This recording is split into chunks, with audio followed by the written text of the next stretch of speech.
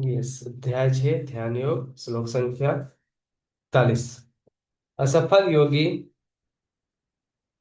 पवित्र आत्माओं के लोकों में अनेकानेक वर्षों तक भोग करने के बाद या तो सदाचारी पुरुष के परिवार में या फिर धनवान के कुल में जन्म लेते हैं। तो क्वेश्चन यहाँ पे अर्जुन पूछ रहे हैं भगवान को, क्या पूछ रहे थे कि अगर कोई भक्ति स्टार्ट किया हुआ है, कंप्लीट नहीं किया हुआ है, तो फिर उसका क्या गति होगा। तो इधर इसका फिर आंसर मिल रहा है, क्या बोल रहा है, तात्पर्य में बात की जाए। असफल योगियों की दो श्रेणियां हैं। एक वे जो बहुत थोड़ी उन्नत के बाद ही भ्रष्ट होते हैं, और दूसरे वे जो दीर्घकाल तक योग अभ्यास के बाद भ्रष्ट होते हैं। मतलब दोनों इनकम्प्लीट है। एक इनिशियल स्टेज में कुछ थोड़ा बहुत किया, फिर उसका कहानी एंड हो गया, फिर बाद में जो लंबा समय तक किया उसके बाद भी वो क्या हो गया, दैंड हो गया, लेकिन वो कंप्लीट नहीं किया हुआ। जो योगी अल्पकालीन अभ्यास के बाद भ्रष्ट हो जाता है वह स्वर्गलोक को जाता है, जहाँ केवल पुण्यात्माओं को प्रविष्ट होने दिया जाता है, जहाँ पर दीर्घकाल तक रहने के बाद उसे पुनः इस लोक में भेजा जाता है, जिससे वह किसी सदाचारी ब्राह्मण वैष्णव के कुल में या धनवान वणिक के कुल में जन्म ले सके। योगाभ्यास का वास्तविक उद्देश्य कृष्ण भावनामृत की सर्वोच्च सिद्धि प्राप्त करना है, जैसे कि इस अध्याय के अंतिम श्लोक में बताया गया है। किंतु जो इतने अध्यायवासी नहीं होते और जो भौतिक प्रलोभन के कारण असफल हो जाते हैं, उन्हें अपनी भौतिक इच्छाओं की पूर्ति करने की अनुमति दी जाती है। तत्पश्चात उन्हें सदाचारी या धनवान परिवार में संपन्न जीवन बिताने का अवसर प्रदान किया जाता है। ऐसे परिवार में जन्म लेने वाले इन सुविधाओं का लाभ उठाते हुए अपने आप को पूर्ण कृष्ण भावना तक ऊपर ले जा सकते हैं। तो बोल रहा है कि अगर कोई इनिशियल स्टेज में थोड़ा सा भक्ति किया हुआ है तो क्या, तो उसका रिजल्ट बहुत है, उसको स्वर्गलोक में दिया जाता है, और उसको फिर वहां पे बहुत ऐशो आराम से वो रहता है, जीवन को बिताता है ना। फिर जिस प्रकार हम लोग मान के चलो, खूब मेहनत करके इधर पैसा कमाए और चले गए फॉरेन कंट्री, जो भी कंट्री बहुत बढ़िया है, यूएसए गए, फिनलैंड गए, जर्मनी गए, जहाँ पे अच्छा है, तो हम लोग वहाँ कब तक रहेंगे, जब तक हमारे पास उस कंट्री का करेंसी है। लेकिन जैसे करेंसी खत्म, फिर हम लोग को क्या किया जाएगा, वापस इंडिया आना पड़ेगा, है ना। मतलब वीजा पासवर्ड भी खत्म हो गया, फिर इंडिया में फिर मेहनत करो और फिर जाओ। इस तरह सेम टू सेम हम लोग अच्छा पुण्य काम किए हैं, भगवान हम लोग को स्वर्ग भेजेंगे, और कब तक रखेंगे, जब तक उसका पुण्य छीन नहीं होता है तब तक। उसके बाद फिर वापस हम लोग इधर धरती पे आएंगे, फिर काम करेंगे, अच्छा बुरा उसके हिसाब से फिर मिलेगा, और कंटिन्यू होते रहेगा। अगर हम लोग अच्छा भगवान का भक्ति कर रहे हैं, कंप्लीट नहीं किए हुए, तो फिर क्या करेंगे, भगवान फिर एक बार चांस देंगे हमको कि अरे एक बार फिर से चालू करो तुम। और जो लोग अमीर घर में है ना, बढ़िया घर में, उसको बढ़िया भक्त के घर में ही फिर से जन्म दिया जाता है, ताकि वो कंप्लीट कर सके अपना भक्ति का प्रोसेस। श्लोक संख्या 42। अथवा यदि दीर्घकाल तक योग करने के बाद असफल रहे, तो अभी हम लोग शॉर्ट टर्म का बात किए, अगर कोई लंबा समय तक भक्ति किया उसके बाद असफल हो गए, कंप्लीट नहीं कर पाया भक्ति, वे ऐसे योगियों के कुल में जन्म लेता है जो अति बुद्धिमान है। निश्चय ही इस संसार में ऐसा जन्म दुर्लभ है। तात्पर्य को बात कीजिए। यहाँ पर योगियों के बुद्धिमान कुल के जन्म लेने का प्रशंसा की गई है, क्योंकि ऐसे कुल में उत्पन्न बालक को प्रारंभ से ही आध्यात्मिक प्रोत्साहन प्राप्त होता है। विशेषतया है आचार्यों या गोस्वामियों के कुल में ऐसा परिस्थिति है। ऐसे कुल अत्यंत विद्वान होते हैं, या और परंपरा तथा प्रशिक्षण के कारण श्रद्धावान होते हैं श्रद्धावान होते हैं। इस प्रकार से वे गुरु बनते हैं। भारत में ऐसे अनेक आचार्य या फिर कुल हैं, किंतु अब वे अपर्याप्त विद्या तथा प्रशिक्षण के कारण पतनशील हो चुके हैं। भगवत कृपा से अभी भी कुछ ऐसे परिवार हैं जिनमें पीढ़ी दर पीढ़ी योगियों को प्रश्रय मिलता है। ऐसे परिवारों में जन्म लेना सचमुच ही अत्यंत सौभाग्य की बात है। सौभाग्यवश हमारे गुरु विष्णुपाद श्री भक्ति सिद्धांत सरस्वती गोस्वामी महाराज को तथा स्वयं हमें भी ऐसा परिवारों में जन्म लेने का अवसर प्राप्त हो। हम दोनों को बचपन से ही भगवत भक्ति करने का प्रशिक्षण दिया गया। बाद में दिव्य व्यवस्था के अनुसार हमारी उनसे भेंट हुई।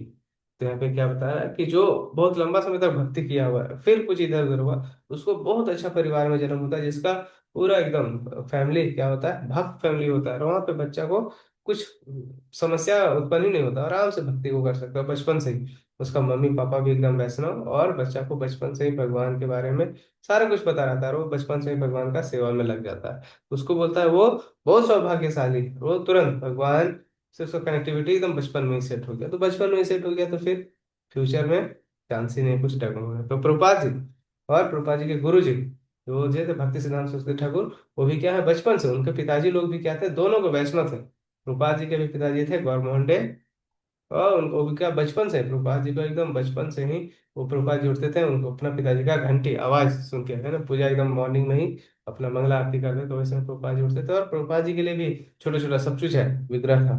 और प्रभुपाद जी जब 5-7 साल के से, तो उस समय अपना घर के आसपास में ही वो रथ यात्रा निकालते थे, और शुद्ध बचपन से ही एकदम सात्विक आहार लेते थे। एक बार उनका हम लोग एक देख रहे थे प्रभुपाद जी के लीलामृत में कि एक बार उनका काफी हेल्थ इशू हो जाता है, तो चिकन पॉक्स, तो डॉक्टर शायद नॉनवेज के लिए कुछ बोलता है, प्रोटीन वोटीन के लिए। तो उनके पिताजी बोलते हैं कोई बात नहीं, मेरा बच्चा मर जाएगा चलेगा, लेकिन नॉनवेज नॉनवेज नहीं है करेगा। तो ये एकदम लेवल था कि नहीं, बच्चा एकदम बचपन से ही एकदम भक्ति माँ पिताजी दे रहे हैं। और प्रभुपाद के जो गुरु थे भक्ति सिद्धांत सरस्वती ठाकुर, उनको भी बचपन से ही एकदम ट्रेन, उनके पिताजी का नाम क्या था, प्रभुपाद जी के गुरु के पिताजी भक्ति विनोद ठाकुर। वो क्या थे, मजिस्ट्रेट थे, बट मजिस्ट्रेट होते हुए भी एकदम 24 घंटा अपने आप को एकदम कृष्ण भावना में, उनको बहुत सारा लोग भजन जो गाते हैं ना, ये फिर यूट्यूब यूट्यूब में सुनते हैं, तो बहुत सारा भजन, ये उनका भक्ति विनोद ठाकुर मतलब प्रभुपाद जी के जो गुरु हैं उनके पिताजी लिखे हैं बहुत सारा भजन, बहुत सारा बुक्स, और खासकर ट्रांसलेटर ये संस्कृत से बंगाली में। तो जो भक्त होते हैं, वो जो बड़े भक्त होते हैं, उनका मतलब पुराना पुराना उसका कर्म के अनुसार होता है कि जो लंबा समय तक भक्ति करता है, उसको भगवान क्या करते हैं, अरेंज कर देते हैं उस तरह घर, ताकि क्या करे, कंप्लीटनेस करे। इसलिए हम लोग कोई चीज में दोष नहीं दे सकते हैं कि हमारा कैसा घर में परिवार में जन्म हुआ है, या फिर हम लोग कैसा लोग में, तो यस हम लोग अकॉर्डिंग टू अपना कर्म में हम लोग हैं, अभी परफेक्ट है, लेकिन अभी भक्ति मत गया, अब नहीं छोड़ना है एनी हाउ। इसके बाद क्या होगा, अगर हम लोग का कंप्लीट हुआ तो बहुत अच्छा भगवान के पास, अगर थोड़ा बहुत फिर रह गया तो हम लोग क्या होगा, और अच्छे घर में जन्म होगा, वहां पर हम लोग और बढ़िया से भक्ति को कर सकते हैं। श्लोक संख्या 43, 43, इसमें क्या बोल रहे हैं, हे कुरुनंदन, ऐसा जन्म पाकर वह अपने पूर्व जन्म की देवी चेतना को पुनः प्राप्त करता है, और पूर्ण सफलता प्राप्त करने के उद्देश्य से वह आगे उन्नति करने का प्रयास करता है। तात्पर्य भगवत की जय। राजा भरत, जिन्हें तीसरे जन्म में उत्तम ब्राह्मण कुल में जन्म मिला, पूर्व दिव्य चेतना की पुनः प्राप्ति के लिए उत्तम जन्म के उदाहरण स्वरूप है। भरत विश्व भर में सम्राट थे, और तभी से यह लोक देवताओं के बीच भरतवर्ष के नाम से विख्यात है। पहले इस इलावृतवश के नाम से ज्ञात था।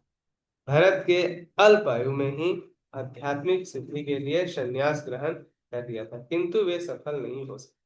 अगले जन्म में उन्हें उत्तम ब्राह्मण कुल में जन्म लेना पड़ा, और वे जड़ भरत कहलाए, क्योंकि वे एकांतवास करते थे तथा किसी से बोलते न थे। बाद में राजा रहुगन ने इन्हें महानतम योगी के रूप में पाया। उनके जीव में यह पता चलता है कि दिव्य प्रयास अथवा योग अभ्यास कभी व्यर्थ नहीं जाता। कृष्ण भावनामृत, ये भगवत कृपा से योगी को कृष्ण भावनामृत में पूर्ण सिद्धि प्राप्त करने के बाद बारंबार सुयोग प्राप्त होते रहता है। तो यहाँ पे राजा भरत के बारे में बताएगा। भरत का मतलब है राम जी का भाई नहीं, यहाँ पे दूसरा भरत है। ये क्या है, बड़ा तपस्वी थे।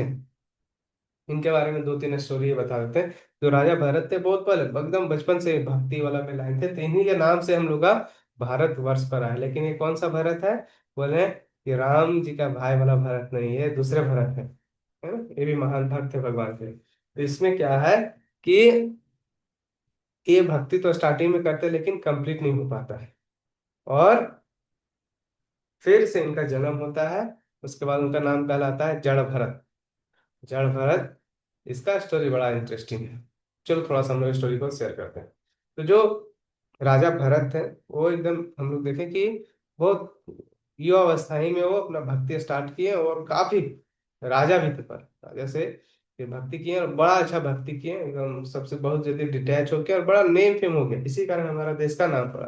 तो ये क्या वो भक्ति जंगल में कर रहे थे, और एक बार क्या होता है, भगवान का भक्त क्या होता है, भगवान का भक्त लोग का हृदय बहुत शुद्ध होता है, निर्मल होता है, उसके कारण एक बार देखा कि एक हरिण है, हिरन, हिरन है, और वो बेचारी भाग रही है, शेर उसको दौड़ा रहे हैं, बीच में एक तालाब आता है, और क्या होता है, वो अपना जान बचाने के लिए, और साथ में हिरन का पेट में बच्चा था छोटा सा, तो हिरन दौड़ दौड़ के आई एकदम, और क्या हुआ, अपना जान बचाने के लिए वो उधर कूदी शेर से बचने के लिए। तो उसी के बीच में उसका जो बच्चा था, वो डर से वो नदी में ही प्रवाहित हो गया, और उसका वो हिरण का डेथ हो गया। लेकिन जड़ भरत ये सब, सॉरी भरत महाराज ये देखें, और फिर उनको बड़ा दया आया, और हरिण का जो बच्चा था, हिरण का जो बच्चा था, उसको अपने पास ले आया, बड़ा केयरिंग, बोले अरे इनका तो कोई नहीं, अब देख रेख खुद ही करने लगे। और उनके साथ वो भक्ति धीरे धीरे धीरे, भक्ति पे समय कम देने और उसको पैम्पर करने में लगे, हिरण के बच्चे को बहुत अच्छे से केयर करके खिलाना पिलाना ये करके, और उनके साथ पूरा अटैच हो गए, और चौबीसों घंटा फिर हिरण को जाने नहीं दे, खुद ही अपने पास को रखने लगे, अच्छा लगने लगा उनसे। तो धीरे धीरे धीरे धीरे जब उनका अवस्था आया जाने का, मतलब डेथ का समय आया, तो क्या हुआ, वो हिरण का बच्चा ही को लेके स्मरण कर रहे थे, और अगला जन्म क्या हो गया, फिर से उनका जन्म हो गया हिरण का ही। लेकिन एक चीज था कि वो भक्ति किए हुए थे, तो हिरण का ही शरीर में उनको ध्यान था, क्या, कि हम क्या गलती किए हैं। और लेकिन वो चालाक थे, हिरण रह गया ऋषि मुनि के आसपास में ही, वो घूमते रह गया, वो जान गया कि मेरा जन्म मेरा गलती के कारण हुआ, और फिर ऋषि मुनि के आसपास में ही रहने लगा। उसके बाद फिर हिरण का शरीर से उनका छूटा आत्मा, और फिर बने जड़ भरत। और जड़ भरत ब्राह्मण घर में जन्म हुए, एकदम खूब लंबे चौड़े, एकदम हट्टे कट्टे, भक्त लोग ऐसे ही होते हैं, खूब एकदम लंबे चौड़े हट्टे कट्टे थे। और लेकिन वो क्या, उनको फिर पता चला कि पहले हम भरत थे, फिर हम हिरन बने, अब गलती नहीं करेंगे। तो अब बहुत सिंपल एकदम मुंह बंद करके एकदम एक्टिंग करते थे कि उनको कुछ नहीं आता है, अगर हम लोग ज्यादा शो ऑफ करेंगे तो हम लोग को समाज के काम में लगा दिया जाएगा।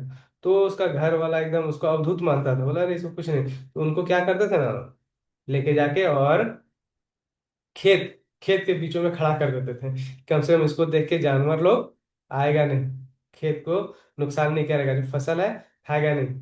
तो बस उसका वही काम रहता था, उनको वहां पे बीच में जाके बैठा दिया जाता था, और उसको वही जानवर को भगाने का बस खड़ा रहते थे, एकदम एक टुक से भगवान का वो बस। उनको पता था ना कि हम अपना 2 लाख बर्बाद कर दिए, इस बार नहीं बर्बाद करेंगे। तो अंदर से अपना भगवान का नाम का स्मरण 24 घंटा चलता था। लेकिन वो एक ठीक से ब्राह्मण थे, लेकिन बाएं हाथ को यूज करते थे, है ना, स्नान ठीक से नहीं करते थे, जानबूझ के दिखाने के लिए, ताकि उसको घर वाला उसको कोई भटकाव ना करे भगवान से। भगवान ब्राह्मण है तो ब्राह्मण बहुत सारा सेवा है, तो वो सेवा ना करके जानता था कि असली सेवा क्या है, भगवान का स्मरण करना। तो स्मरण करके रहे, बस यही उनका था।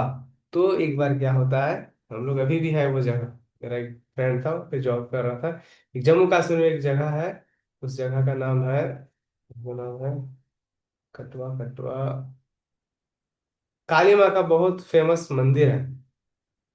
और उस जगह पे क्या होता है, ये जड़ भरत को कुछ चोर लोग आते हैं, और देखते हैं बहुत सीधे साधे हैं, किसी को कुछ रिप्लाई नहीं करता है।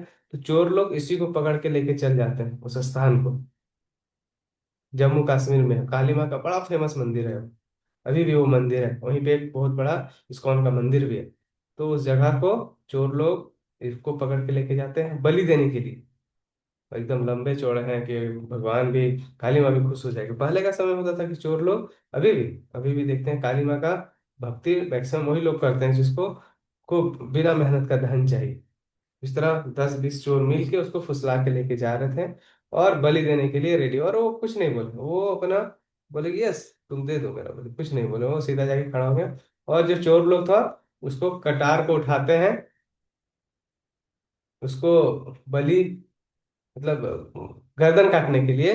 तो काली माँ साक्षात प्रकट हो जाती है, और सारा चोर का वहीं पे सबका धड़ काट देती है और फिर माफी मांगती है जड़ भरत से कि माफ कर दीजिए, आप तो भगवान का शुद्ध भक्त हैं। और फिर ये इंसिडेंट पूरा जगह पे फैल जाता है कि कैसे कैसे क्या क्या हो, फिर जड़ भरत को छोड़ दिया जाता है वहां से। फिर जड़ भरत फिर अपना घर आते हैं, फिर कंटिन्यू सारा भूल गए। तो जड़ भरत का 24 घंटा भगवान का स्मरण चलता है। उसी में एक राजा रहता है, रहुगन। रहुगन क्या होता है, वही रास्ते से जाते हैं। और पहले का समय में क्या होता है, राजा लोग पालकी में बैठ के जाते थे। तो पालकी में 4-5 लोग थे, उसमें से एक का तबीयत खराब हो गया था। क्या तो बोला जाता है, जो पालकी को ढोने वाला होता है। तो देखते हैं जड़ भरत लंबे चौड़े इंसान है, खेत पे है। तो उसको फिर राजा के सिपाही लोग जाते हैं, बोलते हैं चलो मेरे साथ, तो मेरे राजा के ये बन के पालकी को ढोना। तो ये कुछ नहीं बोलते हैं, शांति से जाके ये ढोना चालू कर देते हैं, लेके जाते हैं। लेकिन जड़ भरत है, उनका क्वालिटी तो एकदम हाई लेवल का है, उसका चेतना। तो क्या करते हैं, फिर चींटी सबको देखते हैं, चींटी सबको देखते हैं तो क्या होता है, वो एकदम बहुत संभल संभल के चलते हैं, एक भी चींटी को हत्या नहीं करना चाहते। तो कभी इधर डुले कभी इधर, चींटी सबको बचाने के लिए इधर उधर। तो सबको डिस्टर्ब हो रहा है कि एक अगर बाएं दाएं चलेगा तो सबका भी बाएं दाएं होगा।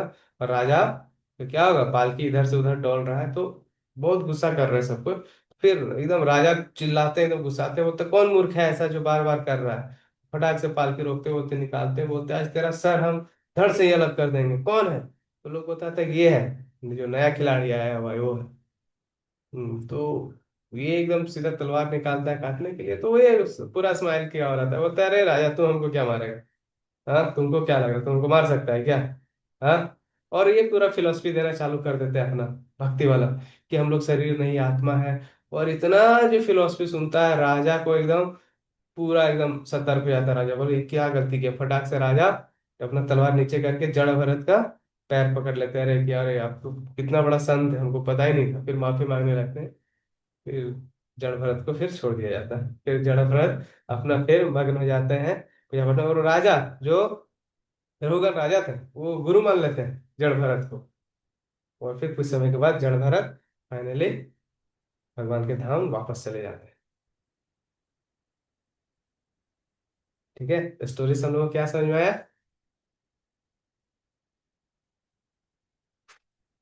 भगवान का भक्त एक एक समय को कीमती मानता है, भगवान का भक्त बहुत चालाक भी होता है कि कब क्या करना